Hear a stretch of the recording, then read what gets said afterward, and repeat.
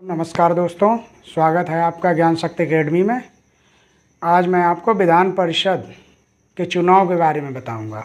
अभी आप लोगों ने देखा कि हाल ही में विधानसभा का चुनाव संपन्न हुआ है, जिसमें एक बार फिर भाजपा सरकार ने पूर्ण बहुमत की सरकार बनाई है। और अब आप लोग देख रहे होंगे न्यूज़ में, अखबार में कि विधान परिषद का चुनाव होने वाला है, आचार संहिता लागू है, ये स्थानीय निकाय से होंगे, ये एमएलसी का चुनाव है। तो इसमें बहुत लोगों को कन्फ्यूजन रहती है कि क्या विधान परिषद का चुनाव है लेकिन स्थानीय निकाय से होगा, इसमें हम लोग वोट डाल पाएंगे कि नहीं डाल पाएंगे।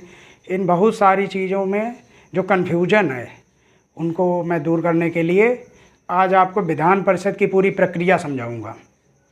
जैसे आप लोग देखते हैं कि संसद में 3 चीज़ें आती हैं, लोकसभा जिसको हम लोग निम्न सदन कहते हैं, राज्यसभा उसको हम लोग उच्च सदन कहते हैं, और राष्ट्रपति। इसी तरह जो राज्य की प्रक्रिया है इसको हम विधानमंडल कहते हैं। विधानमंडल में भी 3 चीज़ें आती हैं, जैसे आप लोग देखते हैं विधानसभा, विधान परिषद और राज्यपाल। लेकिन ये विधान परिषद हमारे भारत में केवल वर्तमान में 6 राज्यों में लागू है।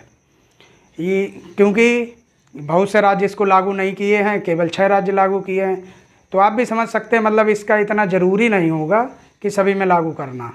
बहुत से राज्य अपना उतना राजस्व या नहीं होगा या जो भी चीज़ है, तो इसलिए लागू नहीं करते कि विधानसभा ही से उनका काम चल रहा है।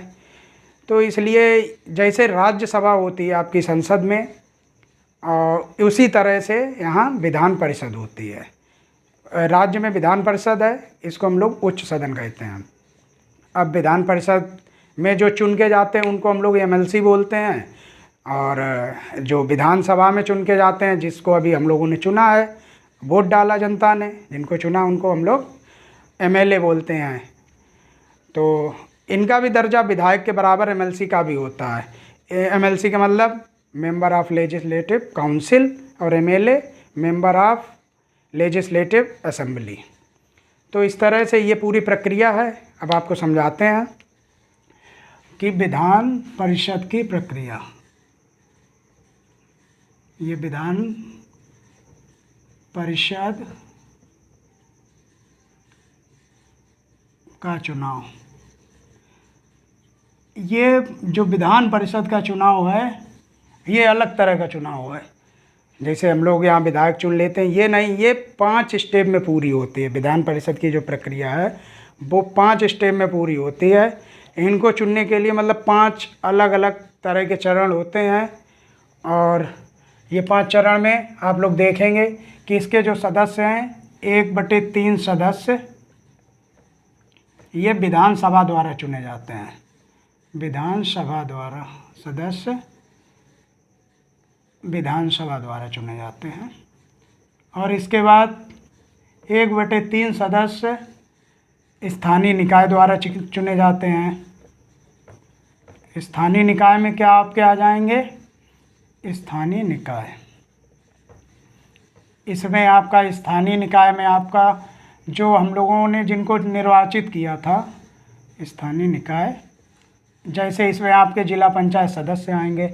जो लोग गांव से ताल्लुक़ रखते हैं वो जानते हैं, जिला पंचायत सदस्य में हम लोगों ने गांव के लोग वोट देते हैं, वोटर जो इनका क्षेत्र होता है। इसमें आपका क्षेत्र पंचायत के सदस्य आएंगे, ग्राम प्रधान आएगा, और नगर में आपके जो छोटे शहर होते हैं उसमें नगर पंचायत होती है।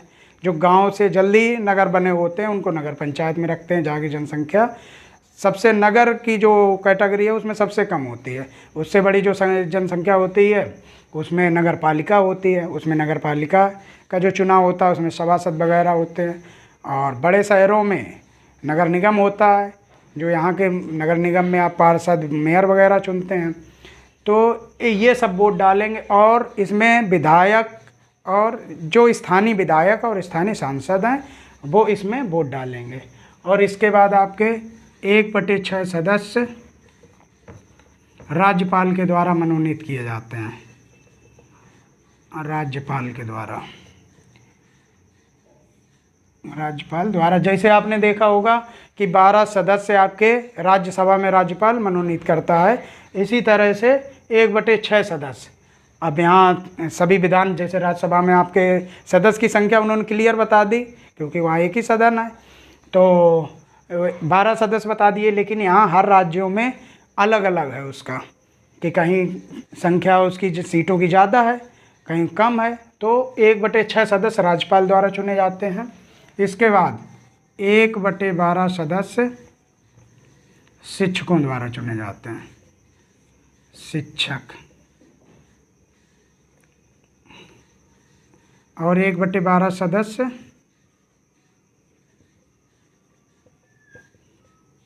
आपके स्नातक द्वारा चुने जाते हैं, स्नातक।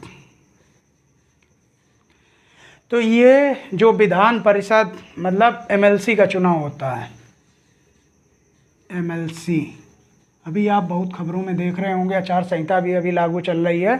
तो ये विधान परिषद का चुनाव है। इसमें अब इस टाइम कौन सी प्रक्रिया का चुनाव होने जा रहा है? ये उत्तर प्रदेश में जो स्थानीय निकाय द्वारा जो चुने जाएंगे सदस्य, उनका चुनाव होने जा रहा है। तो एमएलसी सबसे पहले आप देखेंगे, क्योंकि आप ये केवल चुनाव के बारे में नहीं जान रहे हैं, आप इसके साथ पॉलिटी भी पढ़ रहे हैं, तो इसके अनुच्छेद भी साथ ही साथ याद कर लेते हैं। तो ये अनुच्छेद के लिए इसमें जो विधानमंडल का अनुच्छेद है वो 168, आर्टिकल 168 विधानमंडल, इसमें आपका विधानमंडल है।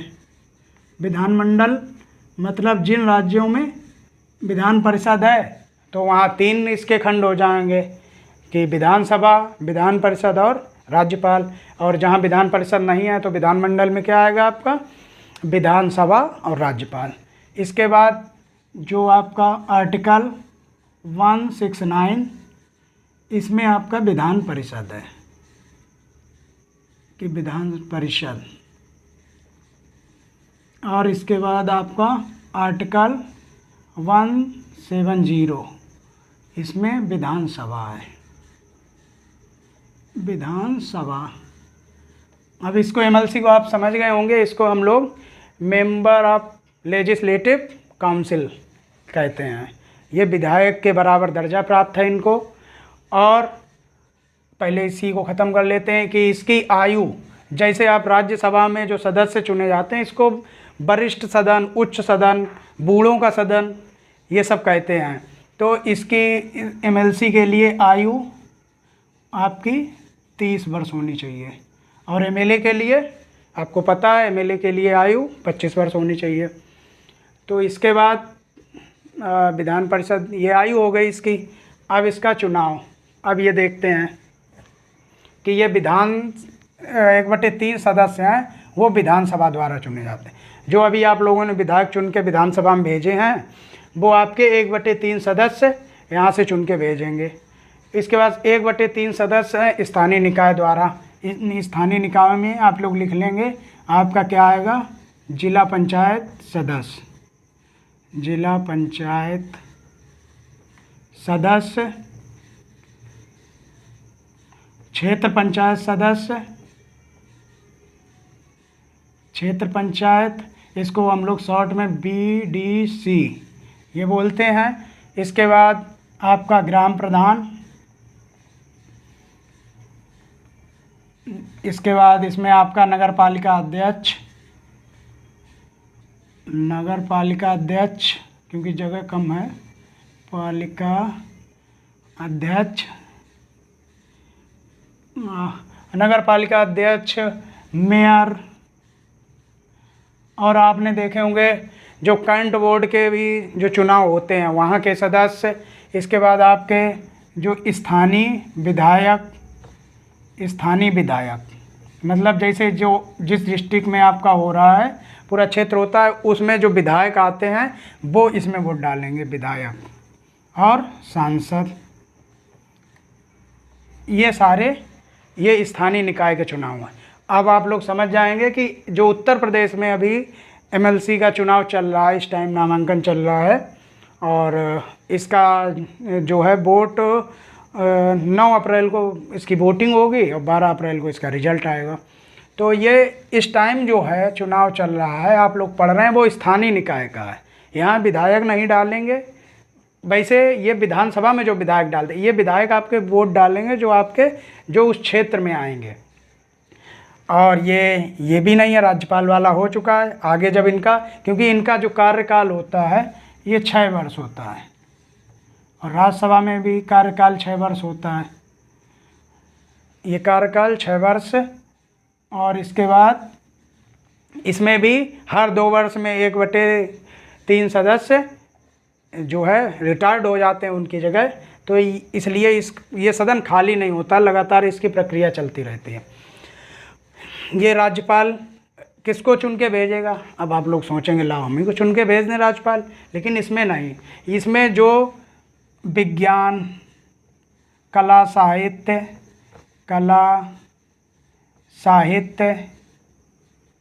समाज सेवा, इन चीज़ों में अच्छा प्रदर्शन कर रहे हैं, ये चीज़ें कर रहे हैं। किसी का नाम आया कि फला सिंह ने समाज सेवा में इतना बड़ा काम किया। जैसे आपका अभी कोरोना चल रहा था, उसमें बहुत से समाज सेवा में लोगों ने कार्य किए। बहुत से आप लोगों ने न्यूज़ें पढ़ी होंगी, भिखारियों ने जो पैसे इकट्ठे किए थे उन लोगों ने दान दे दिया। तो जो राज्यपाल की नज़र में आएगा कि जिन्होंने कला, साहित्य, समाज सेवा आदि वगैरह में जो अच्छे कार्य किए हैं, उनके लिए उन लोगों में से 1/6 सदस्यों को, इस तरह के लोगों को चुन के भेजते हैं। अब आप शिक्षक, तो प्राइमरी के शिक्षक सोचेंगे हम भी वोट डालेंगे, और सभी डाल सकते हैं, लेकिन ऐसा नहीं है। ये जो शिक्षक होते हैं इसमें 10वीं या 10वीं से ऊपर के क्लासों को, 10वीं क्लास को पढ़ाने वाले या 10वीं क्लास से ऊपर को पढ़ाने वाले शिक्षक, वो उसमें आपके पॉलीटेक्निक के भी आ जाएंगे, इंजीनियरिंग के आ जाएंगे, मेडिकल के आ जाएंगे, और डिग्री कॉलेजों के आ जाएंगे, इंटर कॉलेजों के आ जाएंगे, ये सारे आ जाएंगे ये शिक्षक। लेकिन क्या ऐसे ही ये शिक्षक वोट डाल सकते हैं कि भाई वोट? अभी तो शिक्षकों वाला चुनाव अभी आपने देखा शायद 1 साल पहले हुआ था, तो ये एक शिक्षक क्या सब डाल सकते हैं? नहीं, इसके लिए इनको वोट बनवाना पड़ता है। ये जब मतदाता बनेंगे, इसके लिए इनको रजिस्टर्ड, अपने आप को रजिस्टर्ड मतदाता बनना पड़ता है। और एक फॉर्म आता है, इससे आपको मतलब नहीं है लेकिन बता रहे हैं, फॉर्म 19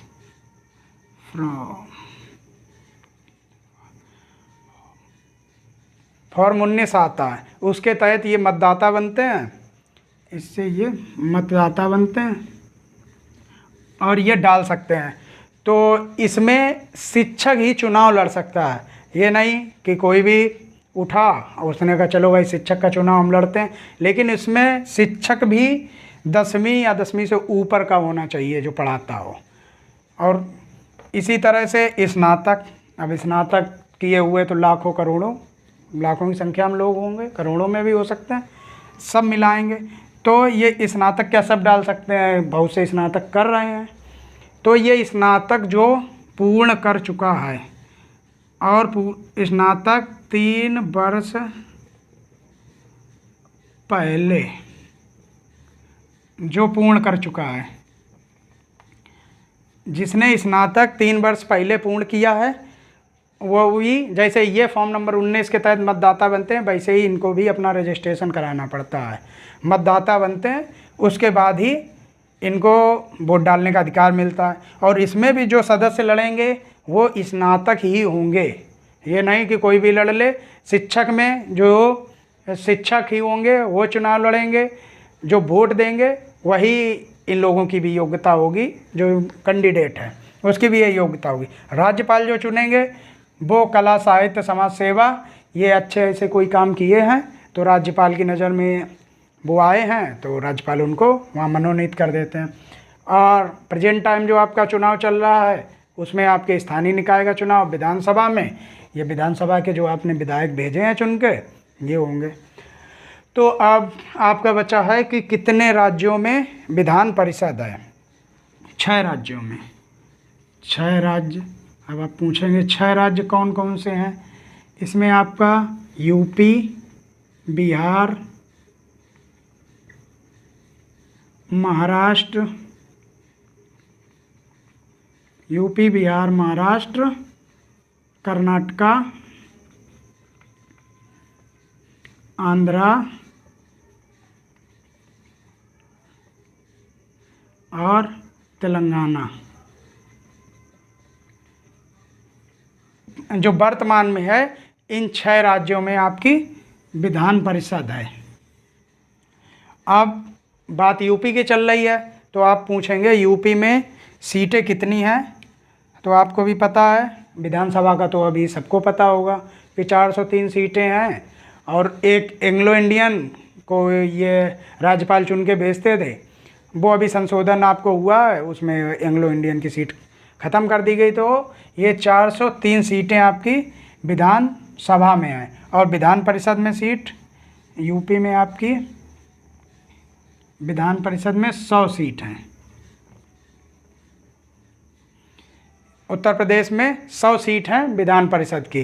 तो आप कहेंगे 100 सीट हैं, इसमें कितनी कितनी सीटें बटी हैं। जब ये उत्तर प्रदेश उत्तराखंड से अलग नहीं हुआ था, उस टाइम 108 सीट थी।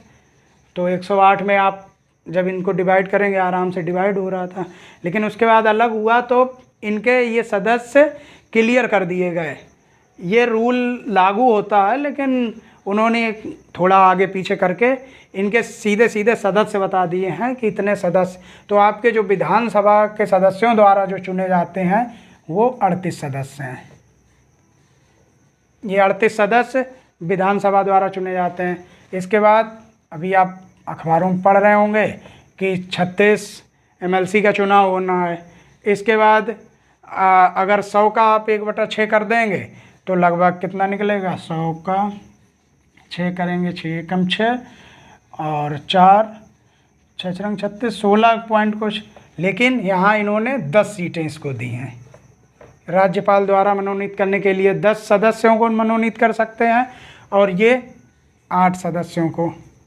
ये आपका लगभग 8 ही आएगा, 12 8 96, तो 8 पॉइंट कुछ आ रहा, तो ये 8 तो इन्होंने यहाँ पर ये राज्यपाल द्वारा जो राज्यपाल नियुक्त कर रहे थे लगभग 16 आ रहा था, उसको इधर एडजस्ट करके इनको कर दिया। तो ये आपकी यूपी में सदस्यों की संख्या है। यूपी में 38 सदस्य विधानसभा के सदस्य इनको चुनते हैं, 36 स्थानीय निकाय, 10 राज्यपाल द्वारा, 8 शिक्षकों द्वारा और 8 स्नातक के द्वारा। तो अब आप जोड़ लीजिए, 8 6 14, 14 8 22 और 8 30, तो 3 3 6 3 3 9 और 1 10। ये आपकी 100 सीटें यहाँ पर क्लियर हो गई। अब विधान परिषद में आपको आर्टिकल पता होगा, MLC member of legislative council, आयु इसकी 30 वर्ष, कार्यकाल 6 वर्ष का होता है। ये सारी प्रक्रिया पूरी हो गई और उत्तर प्रदेश में ये चुनाव चल रहा है। और इसके बाद अगर कुछ बाकी इसमें आपको बचता है, लग रहा है कि ये, तो कमेंट बॉक्स में बताएं, आपको उसका उत्तर दिया जाएगा। और मिलते हैं फिर आगे। वीडियो बहुत दिनों से नहीं आ पा रहा था, करेंगे कंटिन्यू।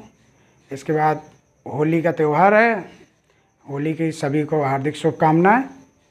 जय हिंद दोस्तों।